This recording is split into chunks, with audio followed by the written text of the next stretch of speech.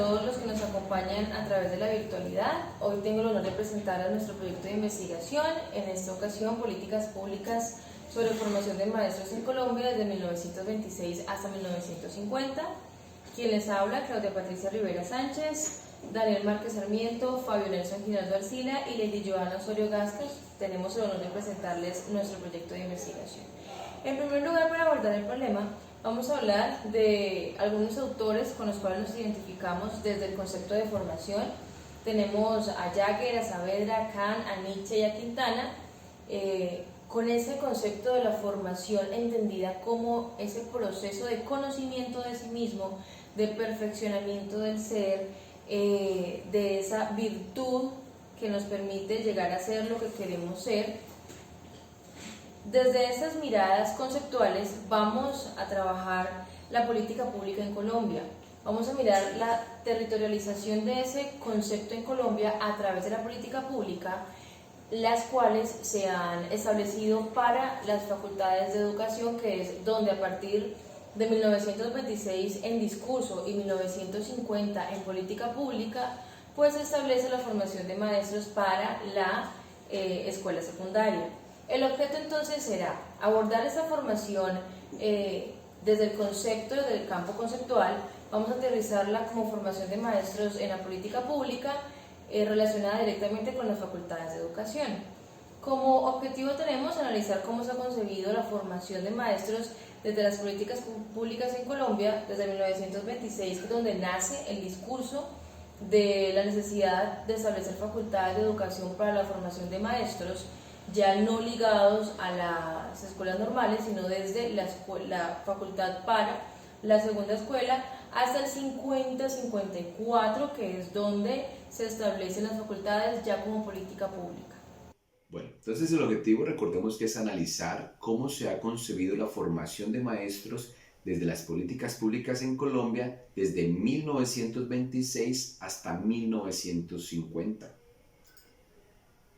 Ahora hablemos entonces de la metodología, de cómo vamos a alcanzar este objetivo. La metodología es cualitativa, tiene un diseño histórico con un alcance descriptivo.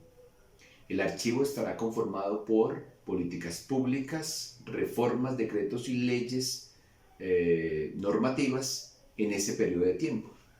El análisis de este archivo, es decir, de estos documentos, se analizará siguiendo la propuesta de Óscar Saldarriaga, matriz sistémica de la escritura investigativa. ¿En qué consiste? Óscar Saldarriaga nos propone entonces que en cada uno de los documentos la información se basea en una matriz obteniendo la siguiente información. Primero, los datos. ¿Cuáles son los datos que el autor presenta en el documento? ¿De dónde los sacó? ¿Qué preguntas le hace el autor a esos datos? ¿Qué problemáticas le plantea el autor? ¿Y cuáles son los conceptos que el autor aborda? Una vez tenemos las respuestas a estas preguntas, procedemos a hacer el análisis y la escritura de cada uno de esos documentos. Reconocer la historia de las reformas educativas que ha habido en Colombia es importante para comprender los avances esenciales del sistema educativo. Entonces, considerando los objetivos que nos hemos planteado previamente, nos encontramos con el Decreto 571 de 1926, donde se establecen las condiciones para ingresar a las facultades universitarias oficiales. Dentro de los requisitos era importante ser mayor de 17 años y contar con el certificado de estudios. Ya para 1927, a través de la Ley 56, el Ministerio de Instrucción y Salubridades Públicas se identifica con el nombre de Ministerio de Educación Nacional, tal y como es conocido actualmente aquí en Colombia. Y de la misma manera se determinó la obligatoriedad de la enseñanza primaria, la reestructuración de escuelas normales, la creación de las facultades de educación y la unificación de la educación primaria. Después de esto, en 1929, la Ley 23 se provee al mejoramiento de las escuelas normales con la intención de que éstas respondieran a los fines para los cuales fueron creadas respecto a las necesidades pedagógicas y educativas de ese entonces. Así pues, con el Decreto 150 de 1931 se reglamentó el pensum del curso de especialización, planteando 4 ramas de especialización para los futuros docentes. Es decir, que en este punto los normalistas ya podían elegir un curso que tendría una duración de 2 años para la naturalística matemática, la pedagogía, la agrícola y la filología histórico-geográfica. Ya por otra parte, en 1932 se funda por primera vez la Facultad de Educación acá en Colombia con el objetivo de complementar y perfeccionar el magisterio, preparando así profesores idóneos, capaces de implementar los materiales adecuados en todo proceso académico y formativo. Entonces, a partir de aquí, el decreto 1569 de 1934 fija el plan de estudios que regirá para las facultades universitarias, y en la Facultad de Ciencias de la Educación se presentó la especialidad de Matemáticas y Física, Físico-Química e Idiomas Modernos con una duración de 4 años, es decir, 8 semestres acá en Colombia.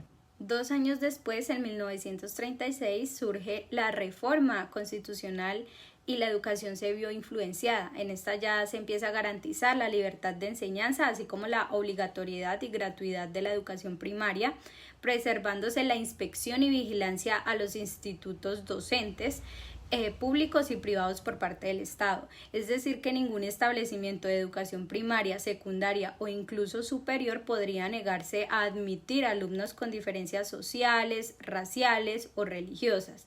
4 años después, mediante el decreto 157 de 1943, se dictan algunas disposiciones sobre el profesorado en los colegios de enseñanza secundaria y normalista.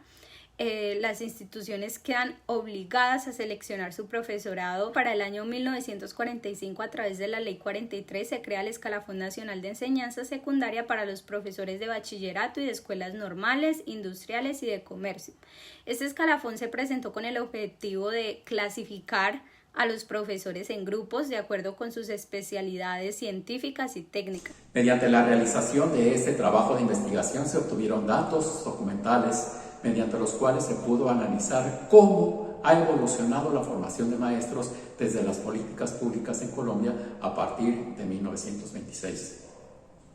Esta información nos muestra la realidad de esa época en la que los gobiernos en turno emitieron leyes y decretos para fortalecer la formación de docentes, para que fueran capaces de dirigir los procesos educativos de acuerdo a las necesidades de la población, así como también mejorar la calidad de la educación de las áreas rurales que se encontraban en desventaja con respecto a la educación proporcionada en áreas urbanas. Esa era una decisión impostergable, debido a que en la década anterior a este periodo eran evidentes las deficiencias de la educación en el país, como indican las declaraciones del educador Agustín Nieto Caballero, quien acerca de la preparación inadecuada del magisterio decía: he ahí el mal en concreto. Es un hecho que los males de que adolece nuestra instrucción pública principalmente son de técnica, es decir, de métodos y de sistemas. Continúo con la parte correspondiente a la discusión de este trabajo. La reestructuración de la educación en Colombia en este periodo no estuvo exenta de obstáculos. Cuando llegó Enrique Olaya del Partido Liberal a la presidencia de la República en 1930, se hicieron algunos esfuerzos por introducir cambios que mejoraran el sistema educativo, incluyendo la formación de maestros.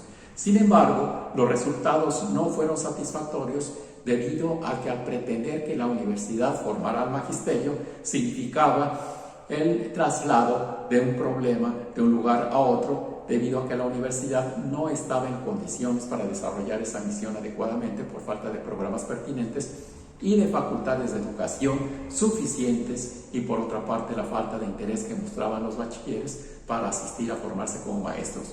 En esos momentos la juventud prefería ingresar en áreas tradicionales como la medicina, el derecho y la ingeniería. Por ese motivo, en 1933 el Ministerio de Educación unificó los estudios normalistas, introduciendo formación pedagógica a partir del 4 año. Pero contrario a los efectos que se esperaban, se generó una saturación de materias, produciendo un flujo de los futuros docentes hacia otras carreras universitarias. Frente a estos resultados, el gobierno optó por diferenciar los estudios normalistas de bachillerato a través del decreto 71 de 1939,